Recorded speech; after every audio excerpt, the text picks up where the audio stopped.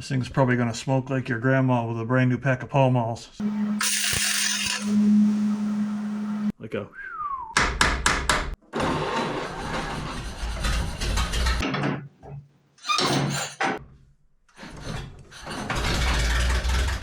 Welcome to part 2 of the Roadster Resurrection.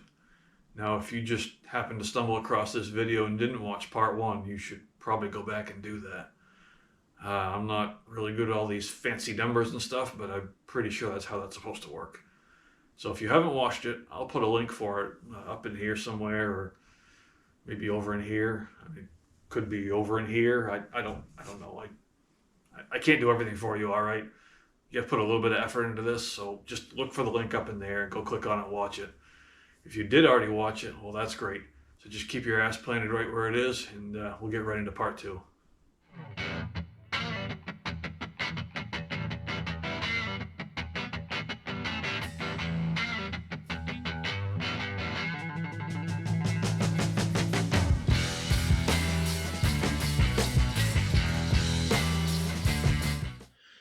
So here we are with the oil pan off.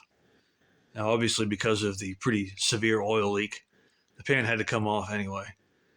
But where this thing has been sitting for so long, you don't want to try to start it without pulling the pan. Especially something with this old of oil in it. This really, really old oil has a wax base and it turns into sludge like that. Now the only reason this is even as runny as it is because of the mystery oil and the ATF I put in there. Otherwise, it would have all been sludge. And if you would have tried to start that, you would have sucked that up into the oil pump. And obviously, it's not going to pump that. And you would have wiped out the babbitt if they're even any good still. One thing that's a bit concerning is the fact that there's a bunch of metal on the bottom of this. I don't know if it really shows up that well on the camera. But it's not great, so... we'll take a closer look underneath and see what the babbitts and such look like. This thing might be a runner, it might be junk. It does turn over, and it doesn't look too horrible in here, so we'll see. As usual, the more you dig into these, the more problems you find. So the oil pan's off, the oil pump is out. In doing so, I found out that the little bolt that goes on the side of the block that you can usually use to retain the oil pump is damaged like they usually are. If you're not familiar with these, I'll try to get you down here to look at it. Right there, you can see what's left of it. There is, from the factory, there's a little threaded hole there for some reason, and there is a slotted head screw that goes in that hole to plug it. Usually when you pull the pan, if you want to leave the oil pump in the block, you can remove that screw, stick a longer screw or bolt in there, and to press up against the oil pump, and it'll just hold it in place while you pull the pan off. Obviously this one was damaged beyond the point of being able to get it out. So the oil pump fell out when I took the oil pan off. So the plan is to try to get what's left of that out of there. That's also the port you would use if you wanted to run an oil pressure gauge on one of these. So the plan is to do what I usually do with broken head studs, and that is weld a washer to what's left of that, and then weld a nut to that washer. And that does two things. First off, it obviously gives you something to put a wrench or screwdriver, socket, whatever onto to remove that. The second thing is it puts a shit ton of heat into that bolt, which is really what will break it free from the block and have it come out. I do that with head studs. It works pretty well. Now the tricky part with this is trying to get in here. Got the vice grips on the washer, trying to get in here to hold it and get it tacked in place.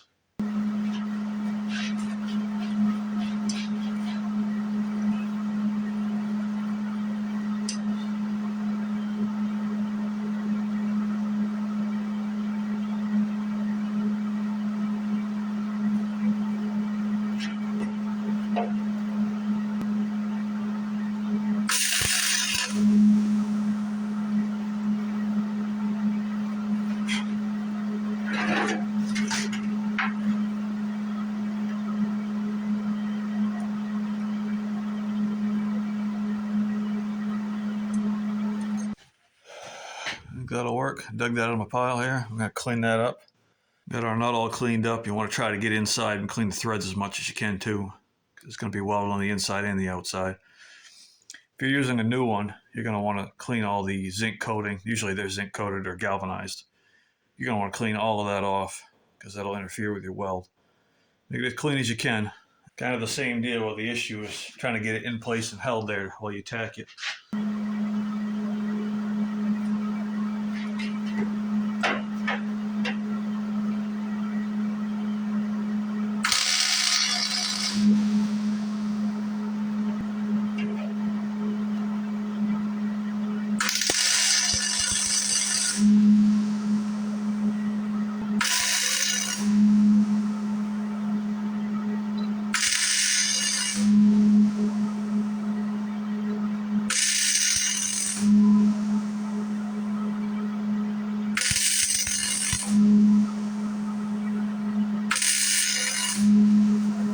See now the whole bolt is glowing, and that's what you want. As much heat for that thing as you can possibly get.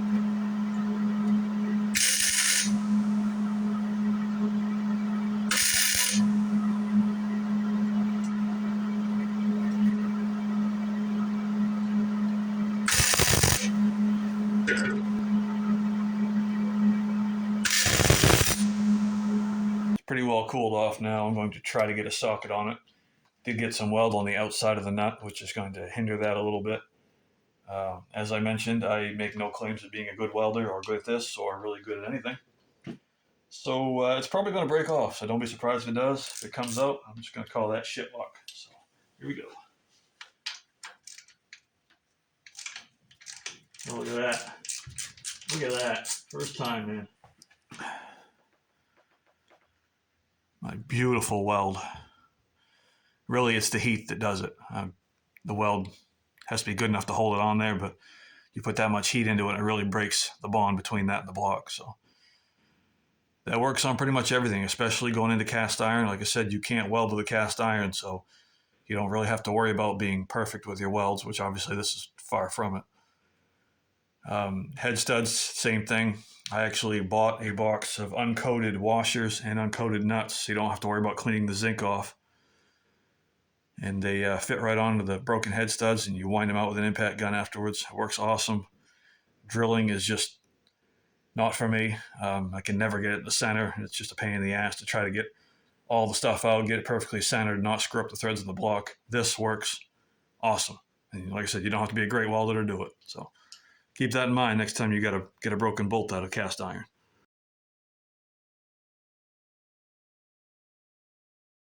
I decided while the oil pump is out, it only makes sense to disassemble it, get all the sludge out of it, and you look at how gummed up that screen is. It was definitely a good idea. So I'm going to throw some solvent in here, get it all cleaned out. Yes, this is a bread pan. And yes, I did just get it out of the kitchen. And here we are laying on the floor because I don't have all those fancy ass tools like lifts and stuff. So yeah, here's the remain. You probably can't really see it, but the two nuts are up in here with cotter pins. This is that little tube that drains oil out of the rear main back into the pan. So what made me decide to do this was, probably hear that. It's a good way to check these real quick and see how easy they are to move back and forth. They move like that. They probably need to be checked. Those two aren't bad. Number one was also kind of loose, so we're going to check that.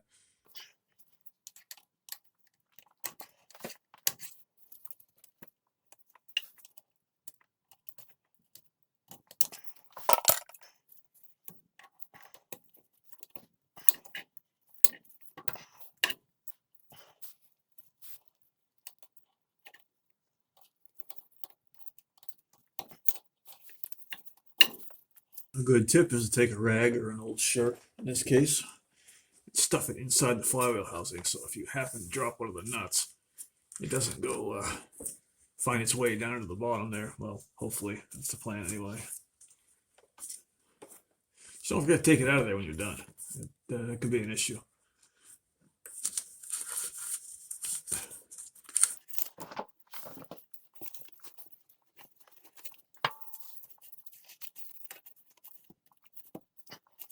As you probably noticed, it's fairly difficult to get up in there with anything. especially a 1/2 inch drive. So we're going to try a 3/8 drive on a little breaker bar. Hopefully it'll give me the clearance that I need.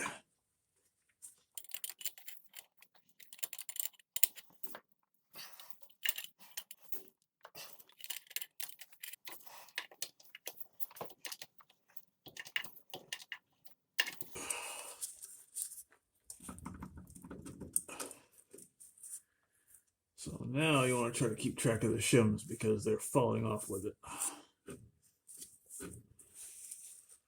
which they don't usually do. But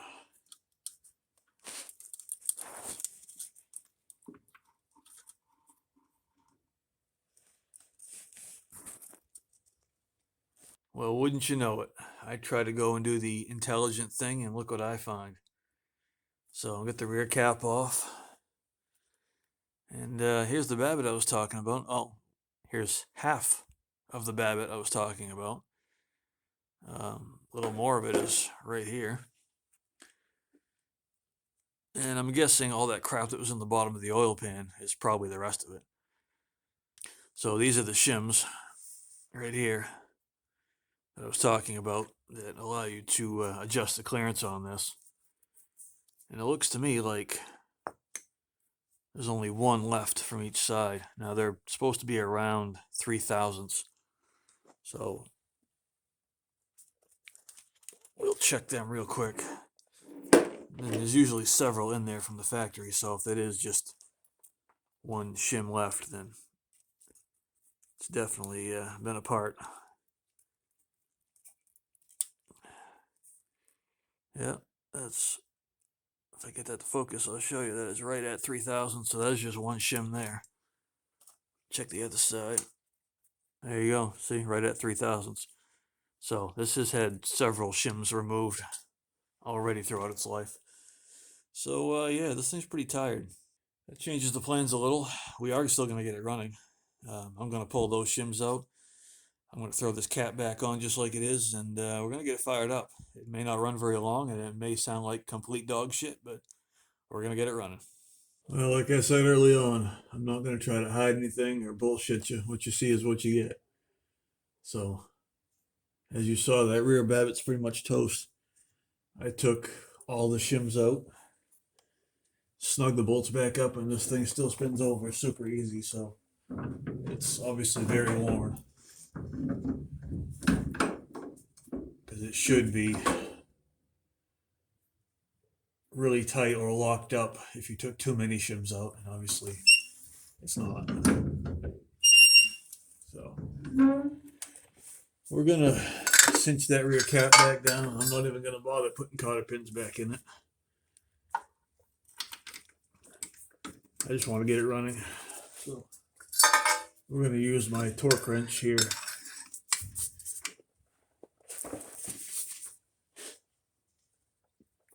Click. Perfect. Get it on the other one here. And click. Excellent. Just like that. Precision torque. Say she's ready to go. Well, while spinning this over, I also happen to notice that cam lobe right there. That was not too horrible. That one is really, really ugly. So that's going to be interesting.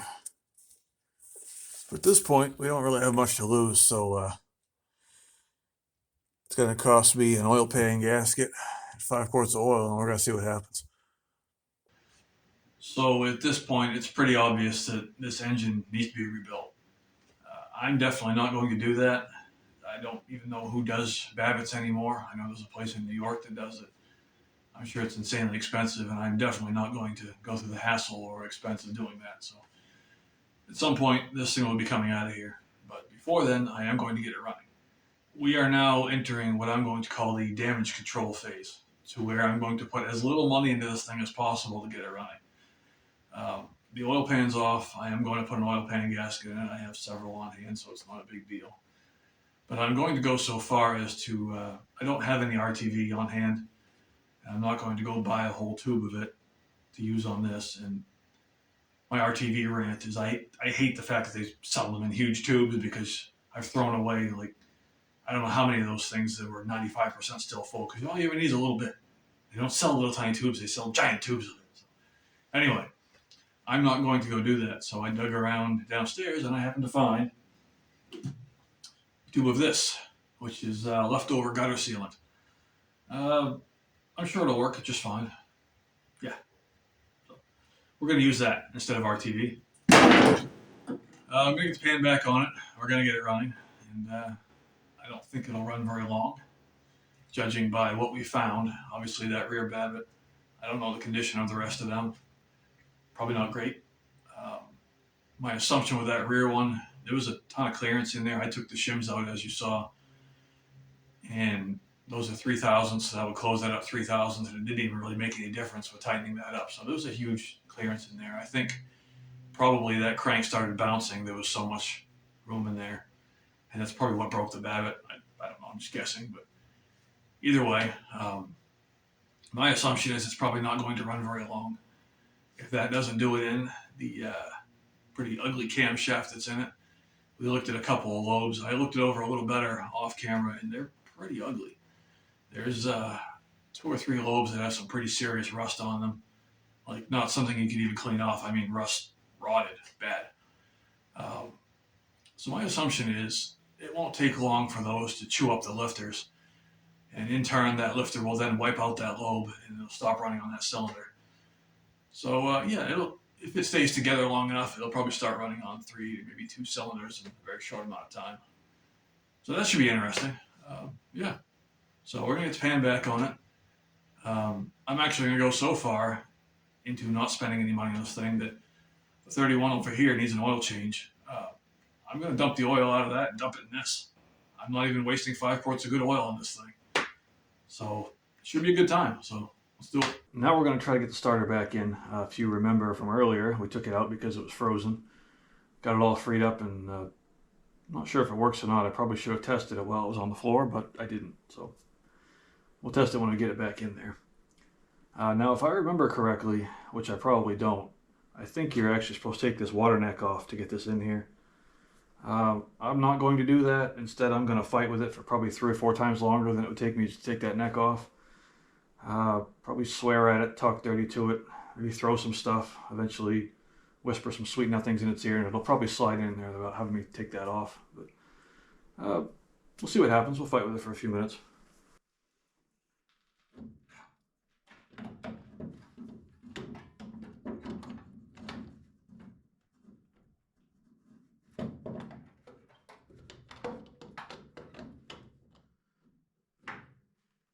I guess I didn't remember correctly because that slid right in there, no problem. So just forget about everything I said about that.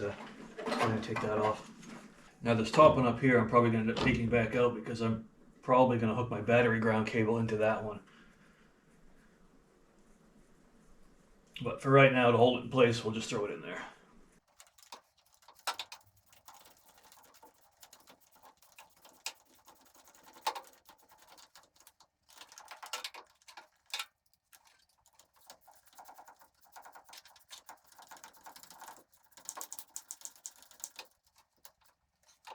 I don't know why it just now dawned on me that I should just take the hood right off instead of flip-flopping it back and forth 14 times. If it's anything like the rest of this car, it's probably only held on with like a thumbtack and half of a sheetrock screw anyway, so it should take about 2 minutes to get it off. So let's do that.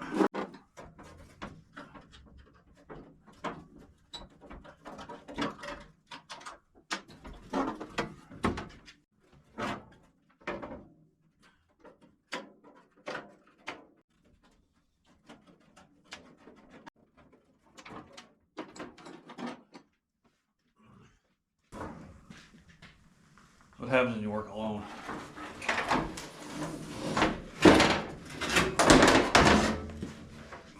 Cover off, and the lifters are all rusted to shit. Literally every valve is stuck.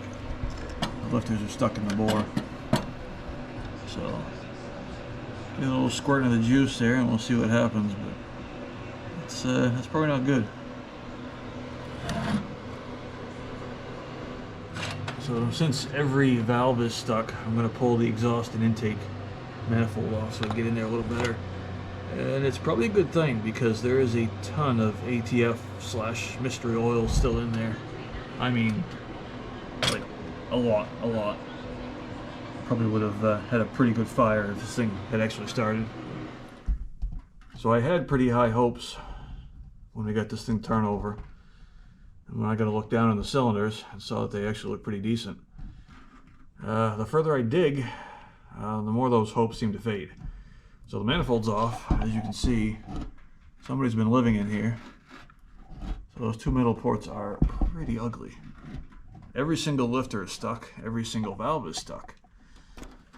Get over here and have a look at this manifold. You can see how lovely that is. So I'll keep fighting with it, but I don't know. Well, the hole just keeps getting deeper. Been spraying the valves, spraying the lifters. Got one or two of them freed up, sort of. The rest aren't budging. The stems of the valves are super rusty. So, I guess we're going to dig a hole. We might as well dig it deep. The head's coming off now.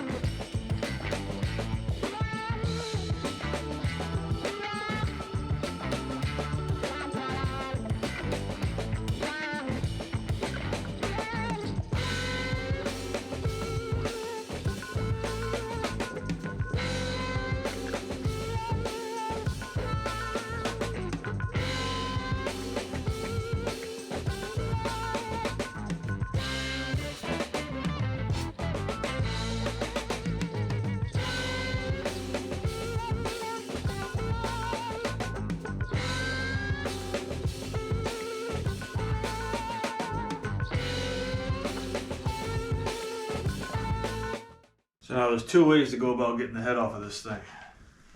If it was running and you're just doing a head gasket or putting a higher compression head on it or something like that, you can actually take all the head nuts off, leave a couple on there just a little ways, and fire it up, and then the compression, well, when the engine fires, it'll actually blow the head up off of the block. It'll come right off after that. Obviously that is not the case with this one. You can buy this little kit that uses the spark plug holes and a few of the head studs and these two plates, and they just sit on here like that, and pulls the head up off like that. We'll get this all set up and hopefully get that off of there. So what you want to do, these little inserts go down in the plug holes. Make sure you get them in there most of the way. You get plenty of thread engagement. Otherwise you'll rip the threads out of there, and then your day won't be going any better.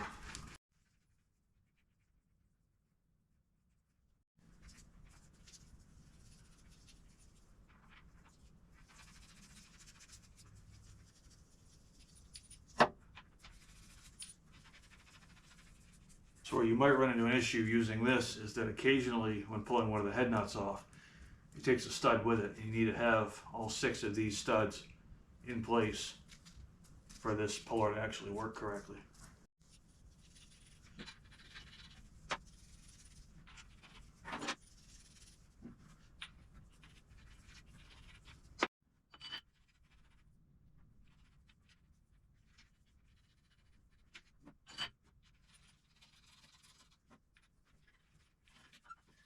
Now you don't want the studs to thread too far into there because they'll run into the valves and cause damage, so make sure they're not bottomed out when you put them in. And make sure they don't turn their way in while you're doing this.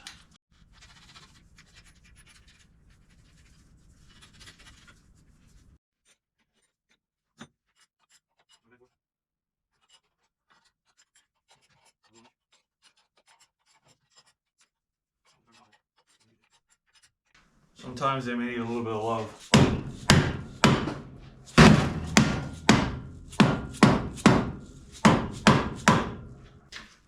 You can also get these little things that screw into the spark plug holes that you can kind of use to pull the head off with as well. I don't think they work as well as those other pullers, but they work good once it's broken free. Stick these down in there. It gives you something to pull on when you're trying to get the head off of it. I'm going to attempt to not destroy the head gasket because I have no plans of putting a new one in. We'll see how that goes.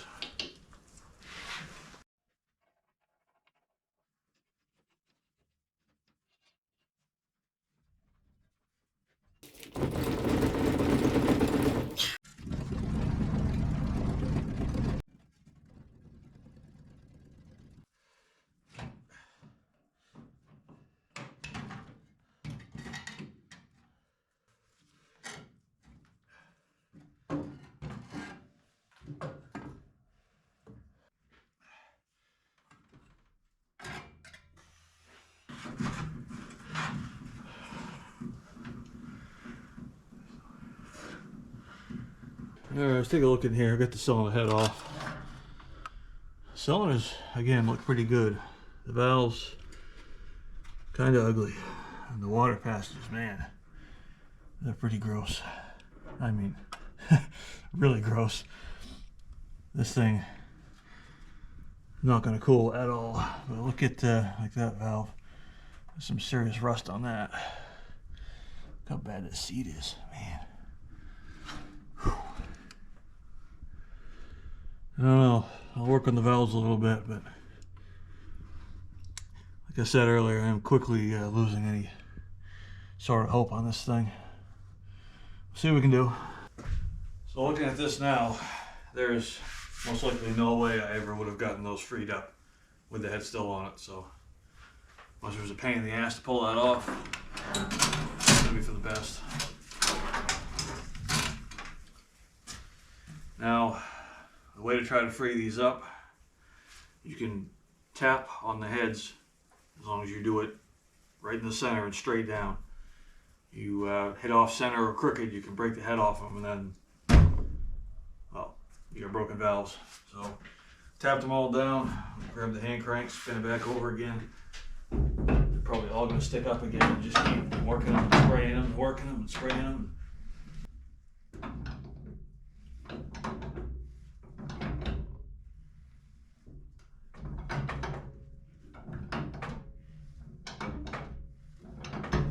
They're all up and all staying up.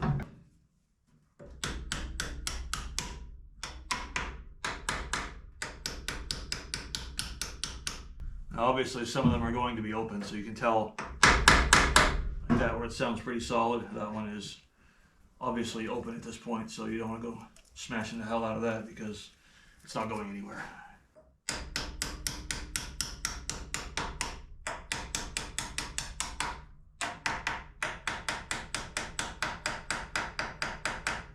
A couple of them are pretty close. A lot of them are not.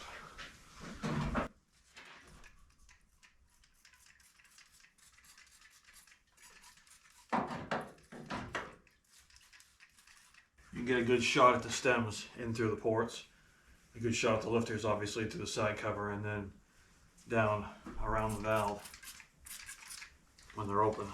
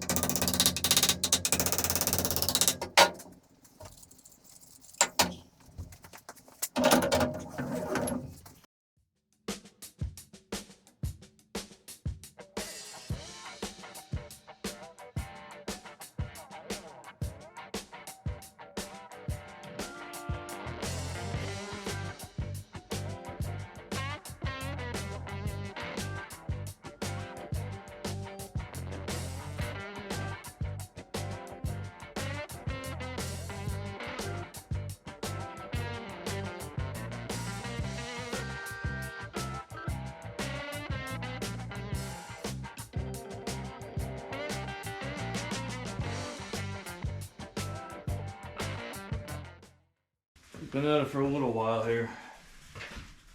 Got maybe half of them. They're closing on their own now.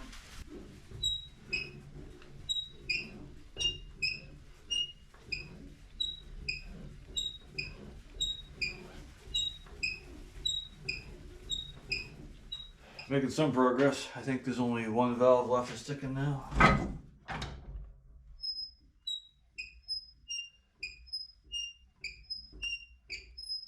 So after, I don't even know how many hours of turning this thing over and spraying PB Blaster in there and hitting the valves with a hammer over and over and over and over again until I was about at the point where I wanted to hit myself in the head with a hammer.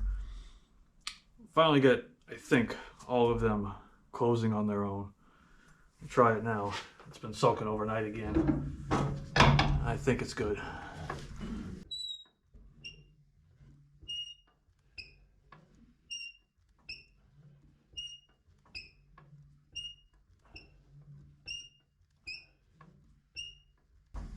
Well, looks like we're all set. So now the proper way to put this head back on would be to replace the gasket, obviously. Clean both surfaces thoroughly. Check the surfaces, make sure they're flat and straight. Make sure there's no cracks.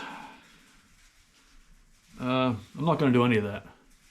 However, I am going to clean this, and I'm going to show you the proper way to clean this thoroughly.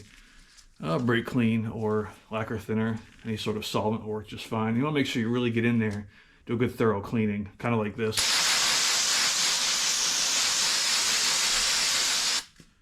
That should be good.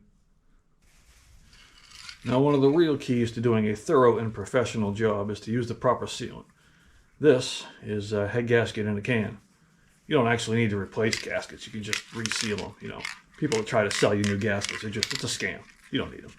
Just reseal them, that's all. See how nice and clean this is now? Put a little of this on it, it'll be just like brand new. Give it a good shake. And just let it have it. And don't be afraid to get it everywhere. I mean, get a little in the cylinders. It'll just help the rings seal up, the valves, everything. Just give it a good, nice coating.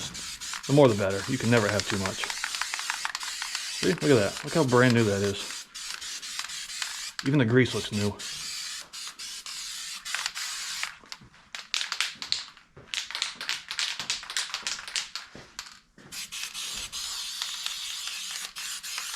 Like I said, don't be afraid to get under the valves. It'll help the seat seal up really nice. Help those rings seal. Look at that. Yeah. Right in there. It's like brand new rings.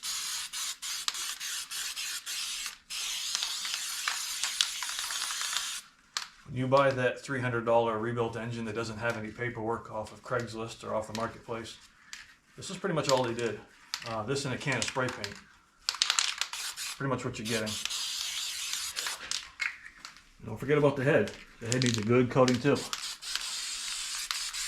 Look how pretty that is. There's no way that's gonna leak.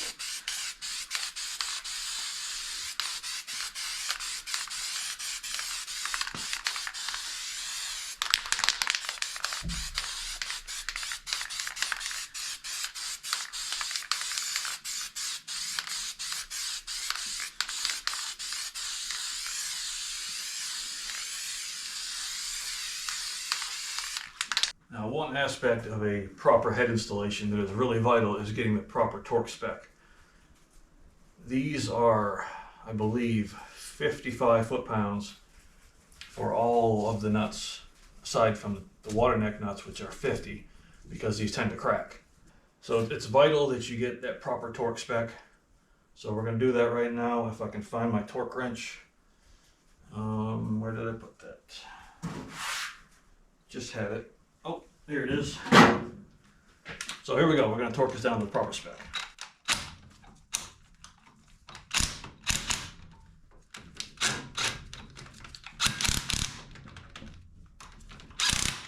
Again, the proper order. You want to start from the middle and work your way out. Click. See, this thing even clicks like a torque wrench.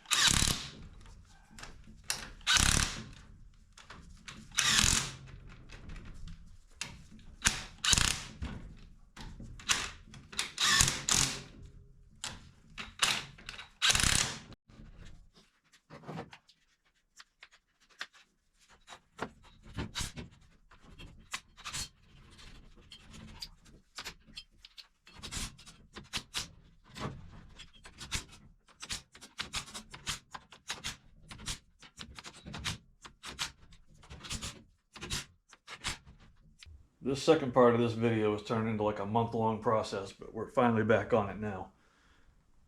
So I get started back on. I get the cables cleaned up. The cables that were on the car are actually halfway decent, so I'm just going to reuse them. Your negative cable, this is a positive ground system, so everything's kind of ass backwards. So your negative cable goes to your power lug on your starter. Obviously, you just clean all that crap up, throw it back on. Ground cable, which is the positive side, I attach right to the starter itself. That way you don't have to worry about grounds between the motor and the chassis. And back over here, the original ground cable actually attached to the frame cross member back in here. But you know, you got a good ground. If it's cleaned up, put it right on the starter. That's going to be your biggest amperage draw, is the starter motor. So that's all on there. The wiring is pretty, well, sketchy is probably too good of a term. Giant fire hazard is probably a more accurate term. We'll see what happens. Get the battery tossed in it. First off, we'll see if we get a giant fireball out of this thing or let some magic smoke out. Make sure you have a fire extinguisher handy. I do have one. It's probably old, expired, and doesn't actually work, but that's just minor details that don't really matter. As long as you have one handy, that's all that really matters. So we're going to throw the battery in it, hook the cables up, and hope for the best. Battery in these is underneath the floorboard on the driver's side here. So far, so good.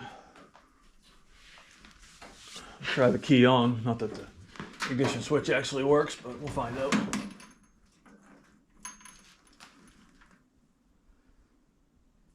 Well, I don't see any magic smoke coming out yet, so that's probably a good sign. Since I didn't actually bother to test the starter while it was out like I should have, let's test it now and see what happens.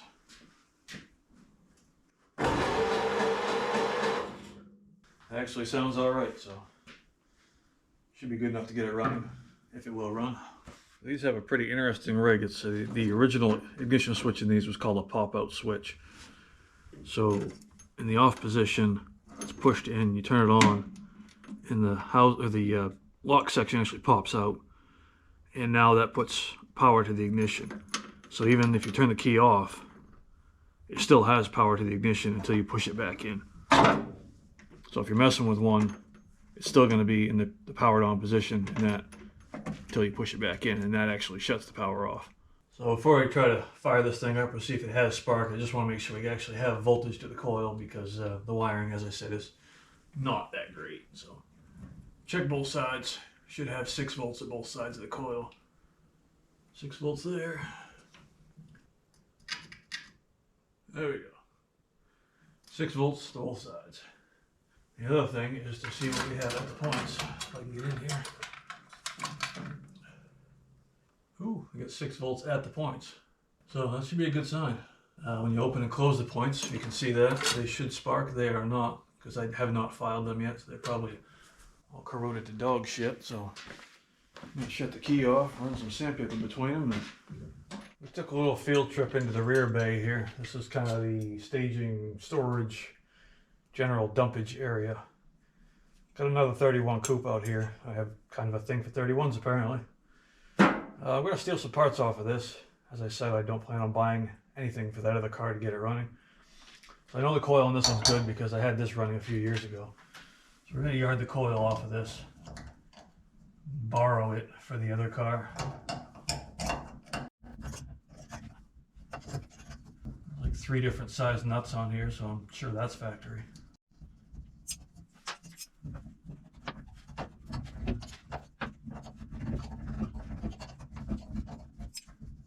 I may even just borrow the whole distributor cap, since I already know this one sort of fires. Might as well. Or at least the center cap.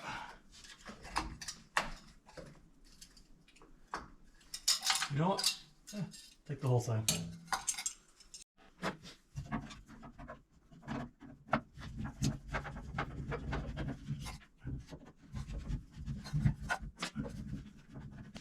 Alright, at least you know a couple parts will be good. So I want to try that with the original coil in it, the one that was all melted looking there, just to see what happens. And it had a very, very weak spark between the points. So I took the one out of the other car there that we borrowed, and I'm going to try that, see if that helps. So kick the key on. back over here and see what it looks like.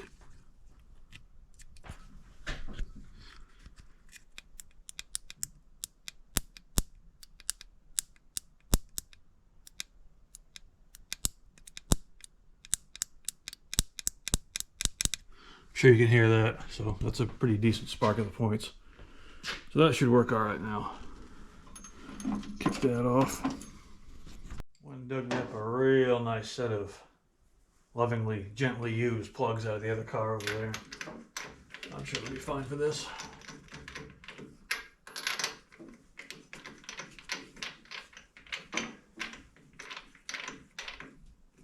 Probably should have cleaned the threads in the head first, but you know, it takes way too much time and I'm just really strapped for time.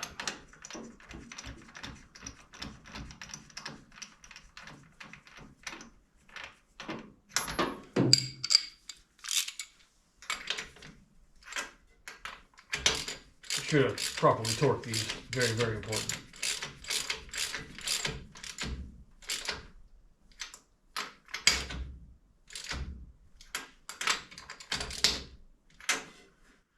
Went and borrowed the rotor off the other car as well. You can see the one on the right here is the one off of this car, and it's missing half of the thingamabobber there. This one looks a little better, so we'll get that cleaned up and sling that on there. So if we have any hope of getting a halfway decent spark, there's a couple of gaps you want to check first. First off is your point gap.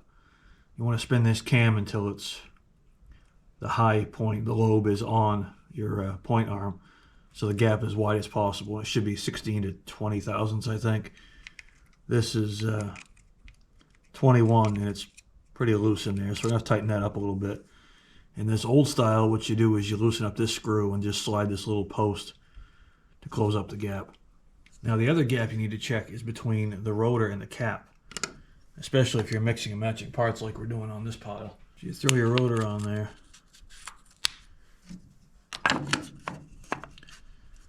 And you can see, maybe, the distance between your post and the rotor should be, I think, 25 thousandths if I remember correctly. I have to look that up first. So once we set the points, we'll set all those together and just check those and make sure it's close enough to actually get a decent spark. So the way these old ones work is you want to loosen up this set screw right here, which this one already is. And then this post is threaded into this housing. So once you get your cam up on the high part of the lobe, there is a slot in the back of the contact there. You want to grab your feel me up gauges here. I got a 18 on here. It's, I think the tolerance is like 16 to 20, so 18 is nice. Throw it in the middle there, slide that in there until it should be just a little bit of drag on it. So you just thread this in until there's a little bit of drag. You don't want too much because that's opening your gap up. That's a little bit much right there. That's pretty good, about 18 thousandths. And wind down your set screw there, and then the point should be good to go. All right, so we're pretty well back together here. The head's back on, manifold's on. I ended up using a different carburetor. This is a Zenith. It came off a friend's truck. It should be pretty good, well, good to go. The carburetor that came off it is this Marvel that is all, well, been sitting a whole long time. I did get it freed up, but I don't imagine it'd be a good runner, so I'm not even going to mess with that. I'm going to cheat, put a good carburetor on it. So I borrowed the spark plug wires off the coupe, and now the other gap that you need to check, other than the points, is right down in here between the rotor and the cap. And that's supposed to be, I don't remember, 25 thousandths maybe, 20 thousandths, I don't know. Something like that. So you want to check all four of them. If they're different, you can just sand down some of them to make them all the same. If the gap is too wide, you just bend the end of that out. It'll close it up. So that should be good. Throw the cap back on here. Maybe.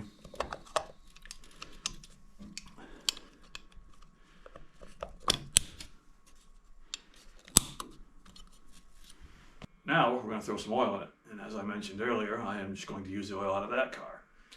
Now I know what you're thinking. You're not just going to throw this old shitty oil in this thing to run it now, are you? And come on, don't be ridiculous. Of course not. At least not before I run it through my purification system. See, through my extreme engineering experience, I actually do have an engineering degree, for those of you that don't know. After this video comes out, the school may want it back. We'll see. But through my advanced experience and many hours of research, development, testing, both physical and virtual testing, I've come up with a really advanced oil purification system. Incorporated just so much work, just a lot of intricate calculations, a lot of very advanced manipulation of complex quadratic equations, a lot of thermodynamic and fluid dynamic principles. Just took into a lot of factors such as atmospheric pressure, barometric pressure, just a lot of atmospheric stuff, and a lot of other really sciencey shit. So through all of that, I developed this very high-tech system that will purify old oil. I just want to tell you in advance that don't try to copy this, because I do have a patent. I do have lawyers on retainer to defend my patent. So I'm going to show it to you. It's going to look fairly simple, but I designed it that way. Now the plan was to try to describe to you how this worked, and I really racked my brain trying to dumb it down enough to make it so you could understand it. I don't think I can, so you're just going to have to trust me that it does work, and it's just a very advanced system. So we're going to take a look at that now, and I'll try to show you the basics of it. One of the key aspects is a pressure relief / volume overflow valve that I engineered into it. I'll try to show you that as well. It's a pretty complex design, but I think you'll appreciate it. So now I'll grab it and we'll take a look at it. Well, I've kept you in suspense long enough, so now let's take a look at this. Again, it looks like a very simple system, but as I mentioned, it was designed that way on purpose. Now, the name I came up with for this is the Superficial Obstructive Contaminant Containment System, or SOX for short. Again, it looks very simple, but I really don't have time to go into the principles of how it works. It would just be like a 3-hour video. So this is the valve I was talking about. Let me see if I can get this out of here, and I'll show you this is a very advanced design of a pressure relief volume overflow valve. The valve is, where is it? Right here. And it's precision engineered to the exact proper size so that it will release oil through it if the volume or pressure were to exceed the preset amount on that. So get that tucked back in there. Now another part of this system is integral to the proper operation of it, to the SOX system, is this funneling system that I designed that goes hand in hand with that. Now this creates a sort of circular, like a cyclonic effect that helps to separate the impurities from the oil as they pass through this into the main part of the SOX system. It would be kind of like this. Now this looks very similar to the lampshade on like an $8 Walmart lamp, but it's definitely not. It's just a very similar shape. So we're going to get this all set up and put the oil through it, make that good as new, and then we'll get it dumped in the car. Well, now we're going to get to watch the magic happen. So here we go.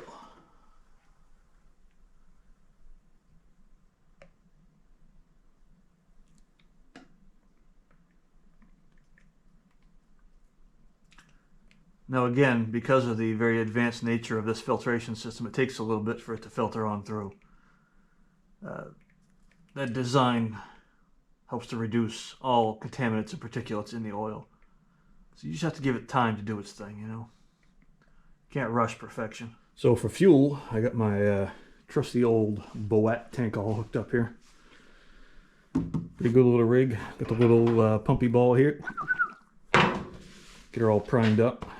If you're going to do any work like this, you got a crappy gas tank in the car, definitely something you need right here. This is one of the smaller ones. It's a 3-gallon, I think. Another thing you might want is get yourself some of these little rubber exhaust hoses if you're in the middle of winter up here like we are. You run that thing out under the garage door, it'll keep you from getting all smoked out in here. Well, I'm to go stick the old exhaust hose on here and realize that the flange for the exhaust is still on here, which isn't going to allow me to get that on there. So I'm going to do a little custom exhaust work here, and that'll take care of the issue.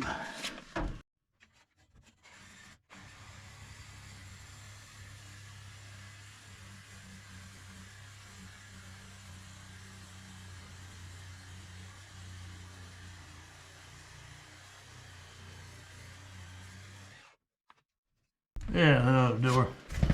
You want to make sure you get an exhaust hose on here or something like that. This thing's probably going to smoke like your grandma with a brand new pack of Pall Malls, so you don't want that filling the garage up. Make sure you plumb that right outside. Like that. I just threw the battery in it. I said, just for the hell of it, I'm going to see if the lights work. And wouldn't you know it, both cowl lights. Well, one headlight. Headlights even work. At least that side does. How about this side? Yep. Both taillights working. Got this little contraption here that you can test the spark with. Obviously, you stick the coil wire in one end. Distributor goes in the other end.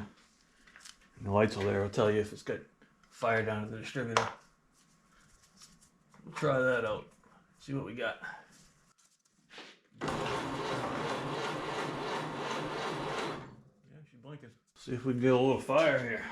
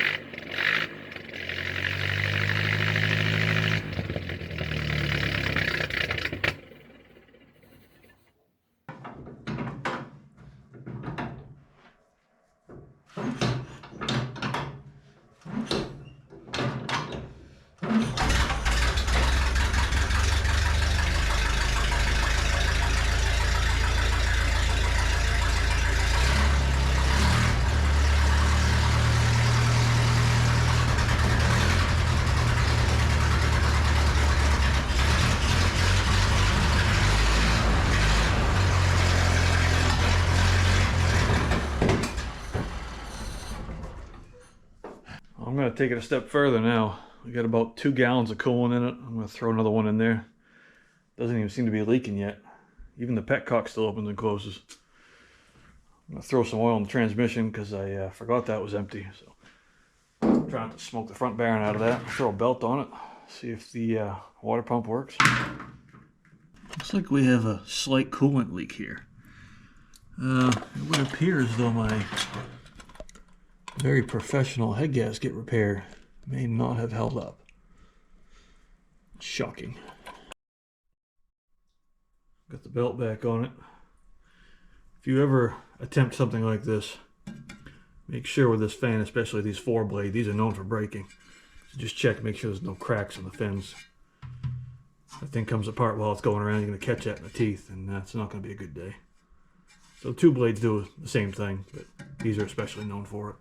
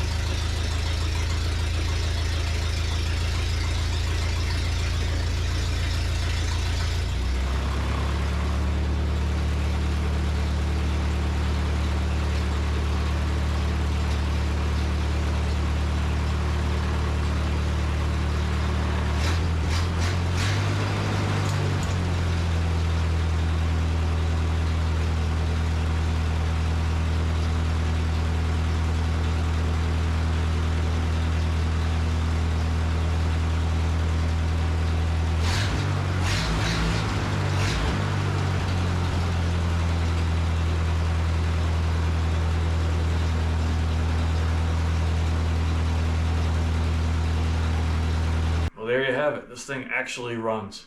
It sat for 60 years. The engine was stuck. All 8 valves were stuck. The camshafts all rusted as shit. The lifters were all rusty. The valves are all rusty. The seats are all rusty. There was something living in the exhaust ports and the 2 center cylinders. I don't know how it runs as good as it did. If it wasn't for that rear Babbitt, I would probably just throw a head gasket in it and drive the thing. But I know damn well that that won't last very long. It's going to start barfing oil out of the back, so won't be a reliable driver, unfortunately. So we'll have to figure out what we're going to do next with it. You guys have any ideas? I'm not going to pay to have that rebuilt because Babbitts are very expensive. So, you know, if you got any ideas what I should do with this thing, absolutely throw them in the comments there. It still amazes me this thing ran as good as it did. But now we're going on to the next step. I'll keep doing videos on this once we figure out what it is I'm going to do with it. I've got a few different options. I've got a 41 Flathead V8 that came out of a running driving car. It'd be kind of cool in here. It's an option. What do you guys think? What should I do with this thing? Make sure you guys subscribe if you haven't already. That way you keep up to date on whatever happens with this thing, and the other 47 projects I got going. So appreciate you watching.